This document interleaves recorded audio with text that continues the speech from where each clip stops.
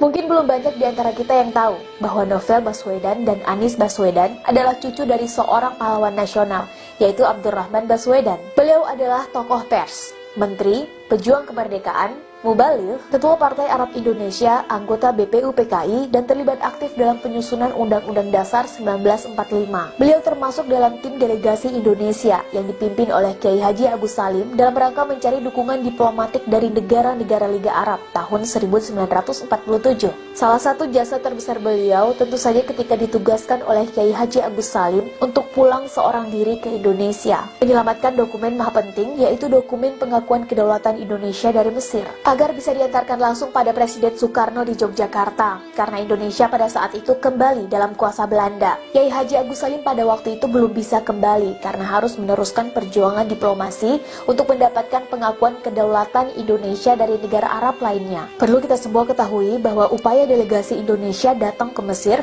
untuk mencari dukungan dari Liga Arab selalu mendapatkan rintangan dari Belanda dan sekutunya, mulai dari kedatangan, sesampainya di sana, sampai pada waktu kepulangan. Protes besar dilakukan oleh Duta Besar Belanda di Mesir, namun Mesir tak bergeming, sehingga perjalanan pulang AR Baswedan bisa dikatakan misi berani mati. Beliau harus terbang mempertaruhkan segalanya, karena pesawat yang ditumpanginya harus transit di beberapa negara seperti Bahrain, Pakistan, India, Vietnam, dan Singapura, yang pada saat itu Indonesia belum memiliki hubungan diplomatik dengan negara-negara tersebut. Sebagai negara yang baru saja merdeka, Indonesia belum memiliki kelengkapan dokumen diplomatik untuk warga negaranya semisal paspor. Sementara, kebanyakan negara yang disinggahinya memiliki hubungan diplomatik dengan sang musuh, yaitu Belanda, sehingga sangat rawan untuk disabotase dalam perjalanan oleh Belanda. Namun karena kepiawaian AR Baswedan dalam menggerta, berdebat, berdiplomasi, dan berargumentasi, khususnya dengan otoritas di masing-masing negara singgah, dan dengan ridho yang maha kuasa lah, akhirnya AR Baswedan bisa lolos sampai ke tanah air,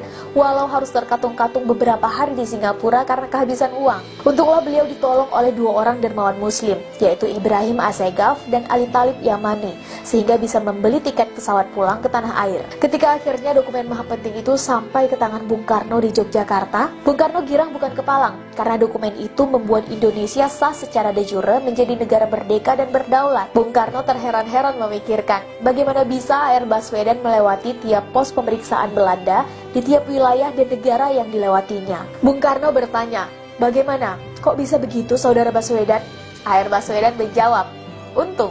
Dalam beberapa kisah juga diceritakan bahwa AR Baswedan harus menyembunyikan dokumen maha penting itu dalam selipan kaos kakinya sambil terus berzikir menggunakan tasbih pemberian pejuang kemerdekaan dari Maroko setiap melewati pos pemeriksaan Belanda. Ya, itulah sebagian dari banyak jasa AR Baswedan. Perlu kita ketahui juga bahwa di usia mudanya beliau seringkali melepaskan tawaran gaji yang tinggi demi idealismenya memperjuangkan kemerdekaan negara. Beliau pernah melepaskan pekerjaan dengan gaji bulanan setara dengan 24 kuintal beras demi untuk fokus dalam pergerakan menuju kemerdekaan. Oleh karena itu tidak aneh meski beliau pernah menduduki beberapa jabatan tinggi seperti menteri, namun tatkala beliau meninggal, beliau tidak mewariskan rumah kepada 11 anaknya. Karena memang semasa hidup, beliau tinggal di rumah yang dipinjamkan oleh kawannya. Beliau justru meninggal dengan mewariskan 5.000 koleksi buku dengan berbagai judul dan tema. Buku-buku yang semasa hidupnya menjadi teman, sekaligus nutrisi dalam perjuangannya. Seolah itu memberi sinyal bagi keturunannya dan kita semua. Carilah ilmu sebanyak mungkin agar berguna bagi negara dan agama, tanpa harus memperkaya diri dengan uang negara atau menipu sesama. Merdeka!